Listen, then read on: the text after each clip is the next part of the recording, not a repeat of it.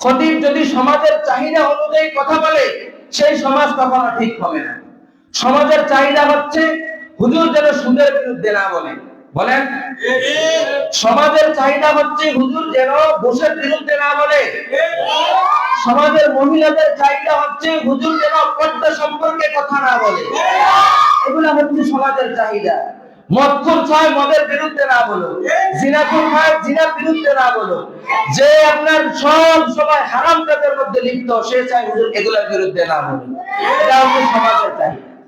সমাজের চাহিদা, সমাজের চাহিদা অনুযায়ী কথা বললে হবে না। সমাজে কোনটা ফায়দা হবে, মানুষের রোগ কোথায়, ওই রোগ অনুযায়ী অসুস্থতা অনুযায়ী তাকে ঔষধ দিতে হবে, তখন এটা সে চিকিৎসা পাবে, তখন সে চিকিৎসা পাবে। অন্যথায় চিকিৎসা পাবে না, সমাজ ভালো হবে না। এটাই রাসূলের আদর্শ। সুন্দর সুন্দর কথা বলে, ভালো ভালো কথা বলে মানুষদেরকে খুশি রাখা যায়। কি বলেন? রাসূলের সিরাত এটা নয়, আদর্শ এটা নয়। কোন কথা বললে মানুষ খুশি হবে, কোন কথা বললে সমাজ হুজুরের প্রতি সন্তুষ্ট থাকবে, যারা বিচারক কোন কাজ করলে ওই বিচারকের প্রতি সমাজ সন্তুষ্ট থাকবে, এটা রাসূলের আদর্শ নয়।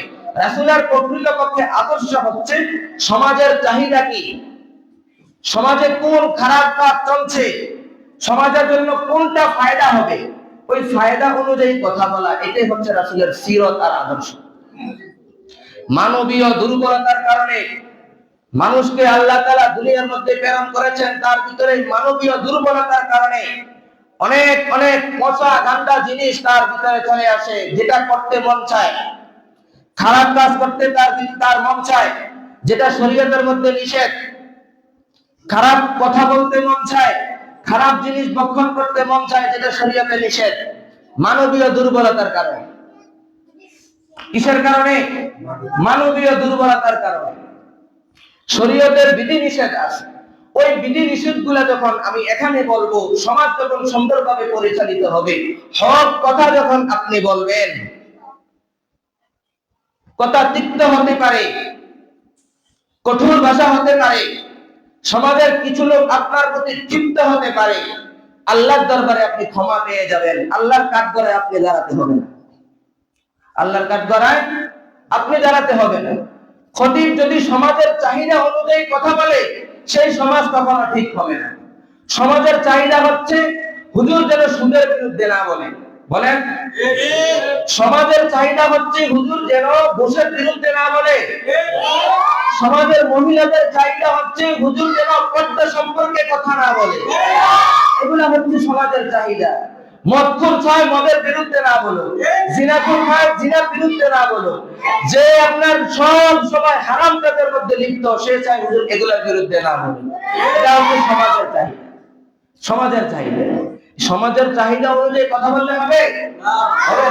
সমাজে কোনটা ফায়দা হবে, মানুষের রোগ কোথায়, ওই রোগ অনুযায়ী অসুস্থতা অনুযায়ী তাকে ঔষধ দিতে হবে, তখন এটা সে চিকিৎসা পাবে, তখন সে চিকিৎসা পাবে।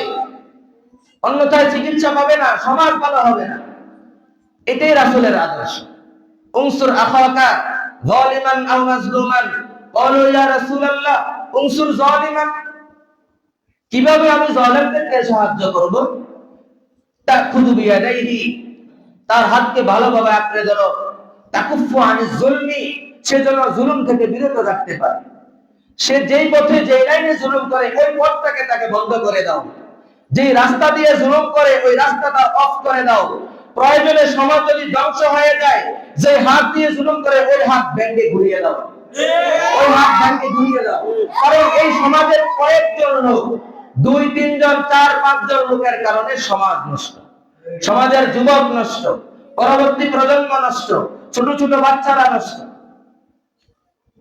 আগাছা রেখে লাভ নাই, আগাছা রেখে কোনো লাভ নাই। এগুলো মূল ফলনের ক্ষতি, মূল ফলন মূল ফসলের ক্ষতি আগাছা। সমাজের গুটি কয়েক বেয়াদব আছে এমন, যেগুলা আপনার বাণিজ্য খায়।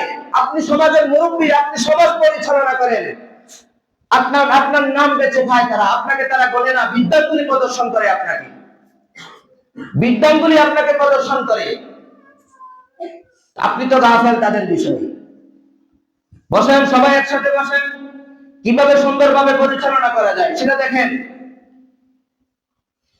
বাহিরের থেকে একজন লোক এসে আমার মাদ্রাসার কোন একটা ছাত্রকে যদি মেরে যায়, সেটা বরদাস্ত করা কি আমার জন্য কাজ হবে? বলেন, কাজ হবে? আপনার ঘরের মধ্যে গিয়ে আমি যদি আপনার ঘরের ছেলেকে মেরে আসি, সেটা কি কাজ হবে? বলেন, কাজ হবে? চুপ থাকা হবে বোকা, চুপ থাকা হবে বোকা। যালিমান আও মাজলুমান, জালেমকে যেভাবে সাহায্য করো, মাজলুমকে তুমি সেভাবে সাহায্য করো। জালেমকে জুলুম করা থেকে বিরত রাখো, মাজলুমকে তাকে তুমি সান্ত্বনার মাধ্যমে তাকে সাহায্য করো। এটাই হচ্ছে রাসূলের আদর্শ, এটাই হচ্ছে রাসূলের আদর্শ। কোথায় আছি আমরা? কি করছি? এই সমস্ত কথা বললে হুজুর এত গরম কেন? এত গরম হওয়ার পরেও তো সমাজ ঠিক হয় না। সবাই উদাসীন, গাফেল, কেমন যেন মসজিদের বয়ান মসজিদেই থাকে, বাহিরে নিয়ে যায় না। মসজিদের বয়ান মসজিদেই থাকে, বাহিরে নিয়ে যায় না।